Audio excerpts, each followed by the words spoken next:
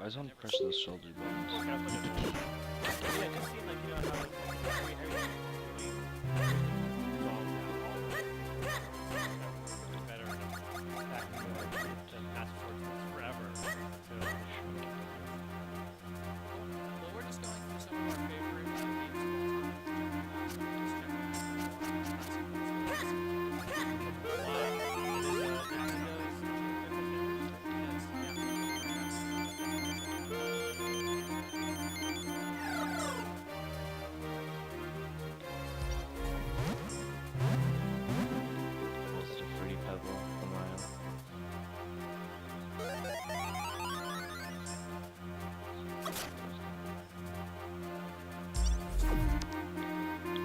Special company, one that changed the entire video game industry.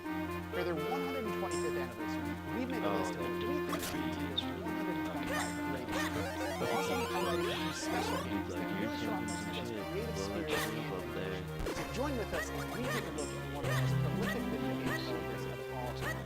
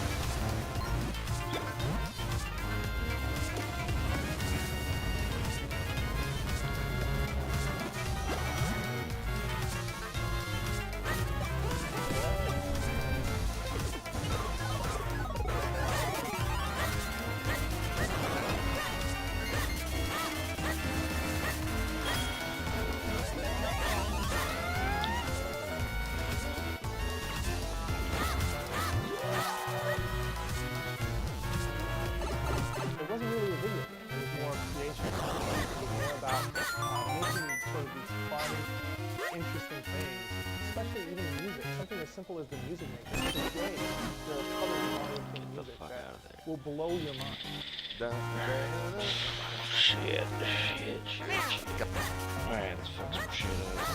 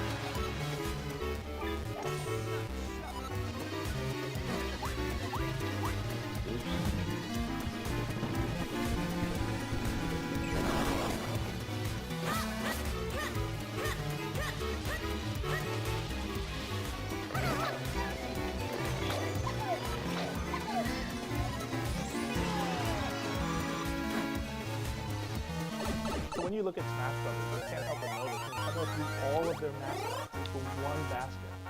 And in that basket, they managed to make it something that's really easy for folks to play.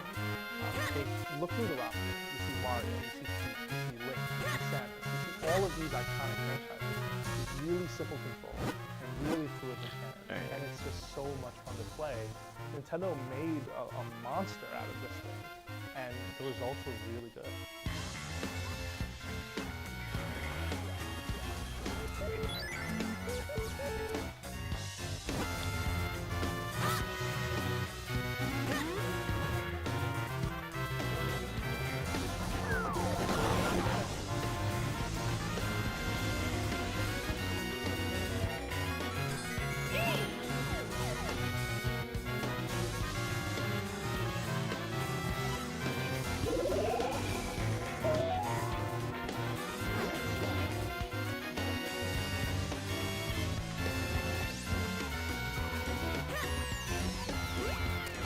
Mario Kart DS stands out to me because it was the game that gave me Mario Kart that I knew loved and let me play with my friends when we were little. It was Mario Kart Online. I had these different colors that I played with all the time, and suddenly when we were on four different corners of the earth, all of a sudden we could still play with it.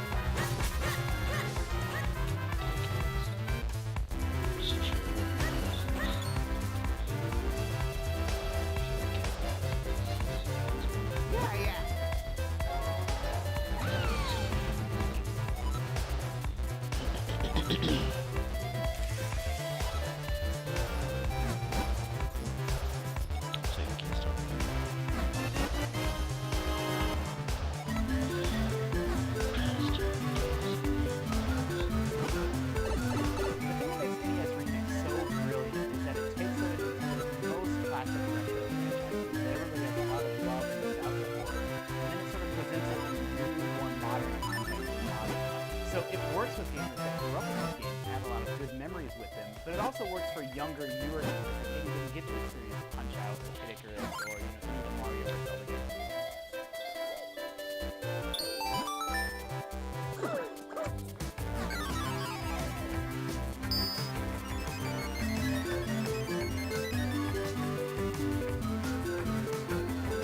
The fucking keys.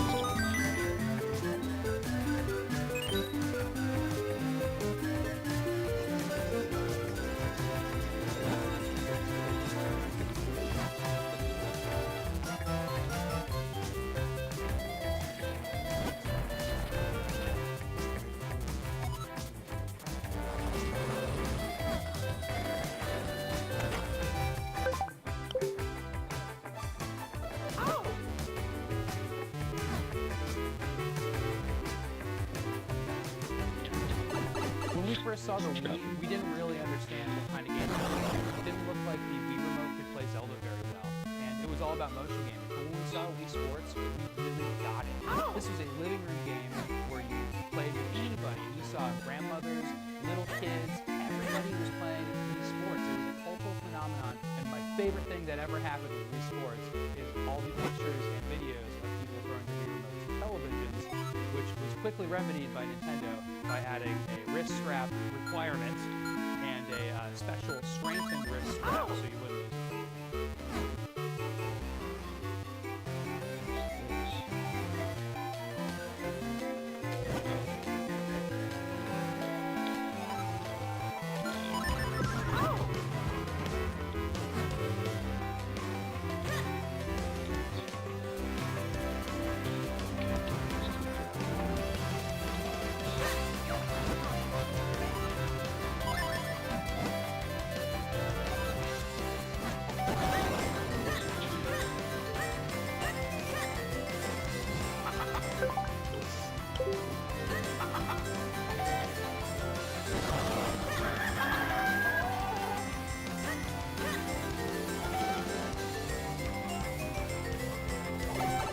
Wind Waker stands out to me right because of Nintendo storytelling at its finest. I mean, there's that one moment of Link stepping on the boat, going to the bow, and waving goodbye to his family like this, and you welling up with tears. Just from this one thing, and that's when you knew that even though it looked like the Zeldas you expected, it had the Nintendo magic. When you play and you get into it, and you learn that this is a Zelda cartoon, there's nothing not to love.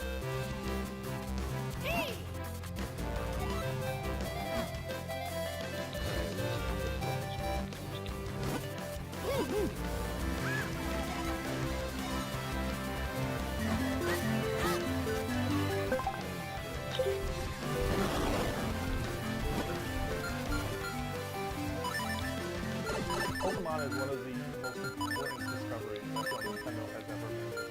If you were in the States in 1998 when the time over here, Pokemania was everywhere. It was a phenomenon.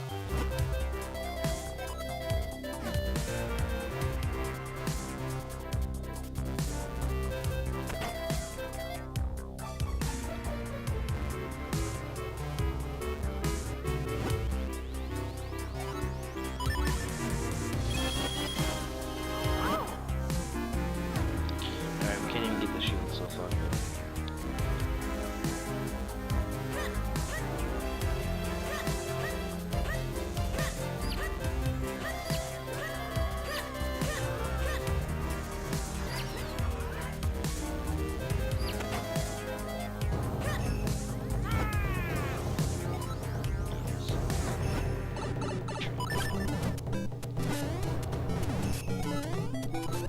Super Mario Brothers is and was synonymous with video games. When you played Nintendo at the time, it meant that you were playing video games. People just said, I'm going to play Nintendo. And if you were playing Nintendo, you were playing Super Mario Brothers. Level 1-1 tells you everything that you need to know. If you just stand still, the Goomba will run into Mario and go by. So that teaches you, okay, this is an enemy and I need to avoid it. When you see a question mark block and then you jump and hit it, then a mushroom happens. And then the way that mushroom sort of flows through the stage, it'll actually run into Mario, even if you don't do anything. And you'll learn that, okay, that's a power-up for Mario. So level 1-1 in Mario is sort of a genius example of game design, teaching you everything you need to know about that game without any text or any on-screen tutorial or concepts at all. Super Mario Brothers is important to the industry as a whole because it shows just how important it is to scale it. It's not really just made for hardcore players, it's sort of made for everyone. Anyone can pick up that controller and figure out that I have to travel and go from left to right. And you save a princess and you go on an adventure. But at the end of the day, we all had that shared experience. Super Mario Bros.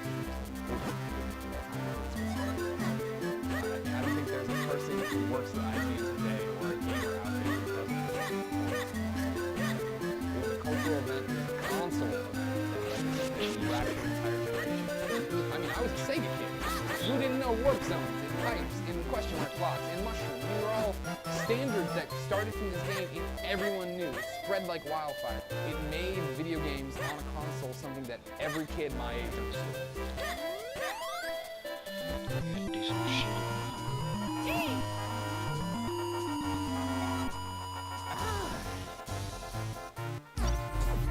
Alright, so where are we going here?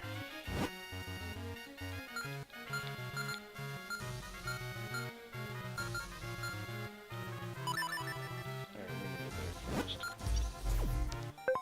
If we stop doing that. For over 25 years, The Legend of Zelda has told the story of a hero put against enormous odds. Typically set in the world of Hyrule, our quiet protagonist named Link starts with humble beginnings and ends with vanquishing the forces of evil. An epic adventure full of classic themes that have been retold a dozen times over. As technology progresses, so does the world of Zelda, adopting new styles and changing the look of our iconic hero. Join IGN as we take a closer look at Link and his many interpretations over the years.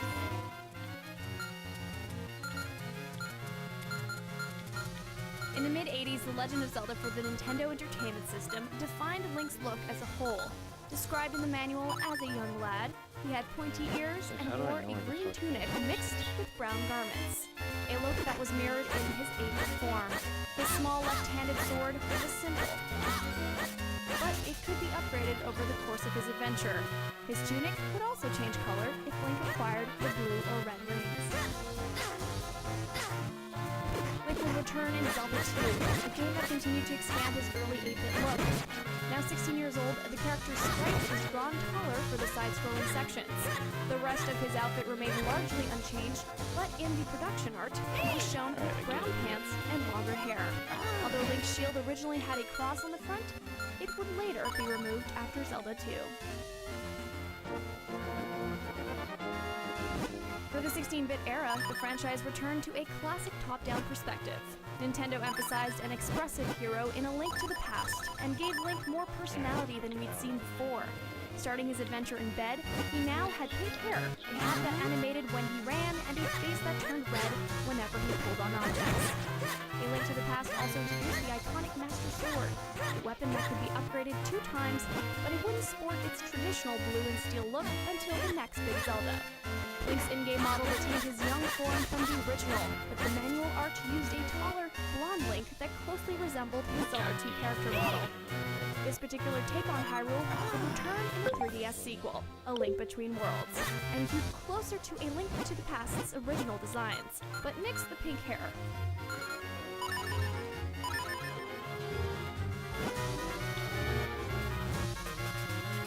The Game Boy Zelda games wrapped together visual ideas from the NES original and A Link to the Past. Surprisingly, Link retained some of his expressive traits, despite taking a step back to a smaller portable screen. However, the promotional art for the games followed A Link to the Past's slightly older look. For Oracle of Ages and Seasons, the visual style depicted a younger character that came closer to the presentation in the games themselves. As the first game of the series that used 3D graphics, The Legend of Zelda Ocarina of Time pulled out all the stops. Link appeared in not one, but 2 forms, a younger version at the beginning of the game, and an older one that resembled his look in Zelda 2. Link's green tunic came from his life as a Kokiri, the Children of the Forest. Link's signature shield featured the crest of the Hyrule Kingdom, and the Master Sword also settled into its iconic role as the Blade of Evil's Bane.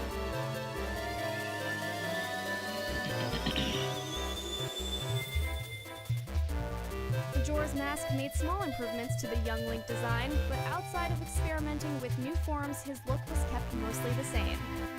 However, the next big console game would introduce a radical visual shift. Wind Waker embraced the stylized look of an animated cartoon. Nintendo decided to revisit Link's younger form and emphasized his expressions. You could see all sorts of silly reactions and responses on his face. The final product became so iconic that multiple games including Four Sword Adventures, Phantom Hourglass, and Spirit Tracks would revisit the colorful art style. For Twilight Princess, the Zelda team tapped into their appreciation of fantasy worlds, and Hyrule received one of its most detailed facelifts. The dual dimension known as the Twilight Realm would transform Link into a gray wolf. Link himself looked more ready for battle than before, sporting chainmail under his tunic and a stylish bracer over his sword hand.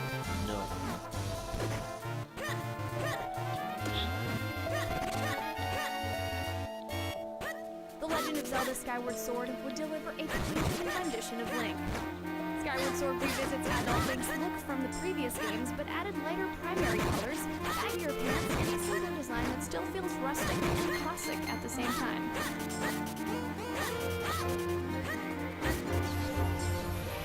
Now, we haven't seen much of Link's next adventure, but the little we know already points at a beautiful, stylized game that marries many of the previous art styles with a new anime-inspired look. Link himself is garbed in traditional clothing, a recurring theme from the previous games. His arm bracer and wraps look inspired by Gerudo designs, but it's difficult to be sure. No matter how he looks, Link is one of those iconic characters that has grown with the games industry, and we can't wait to see what's next for him. So what's your favorite interpretation of Link? If they're asking me, I'd say Ocarina of Time. Let me know in the comments, and for everything else Zelda, stay tuned to IGN.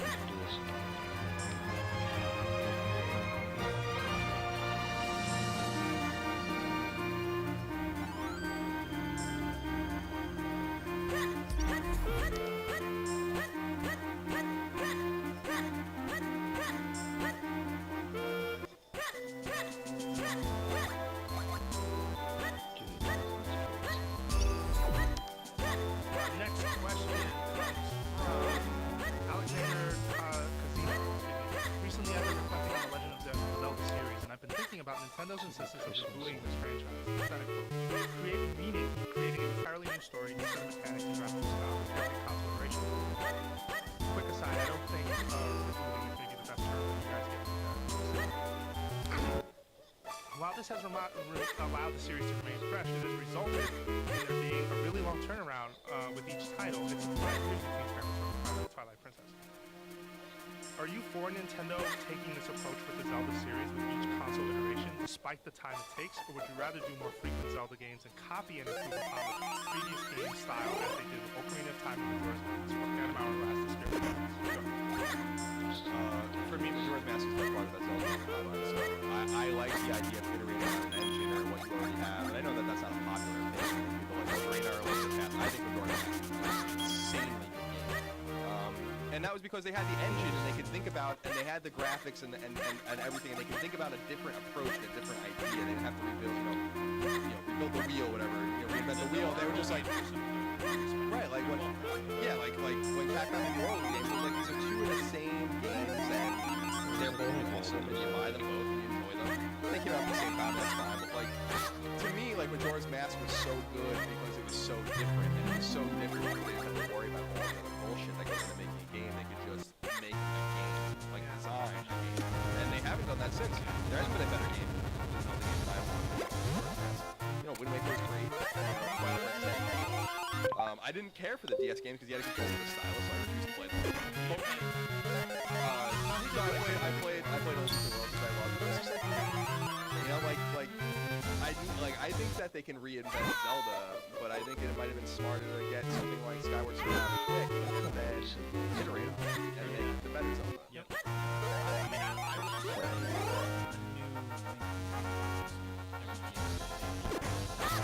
like 2D Castlevania. Yeah, totally.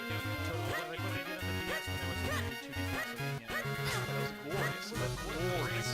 But would that put Nintendo in a position sort of like people's advocates for spoilers? Where they're like, another one? But it's selling. It's selling. Yeah, I got apathy. I know folks. There are other folks. Maybe that demise in there. Over 30 years. Well, that's the thing. Like, it's a little bit that there's a big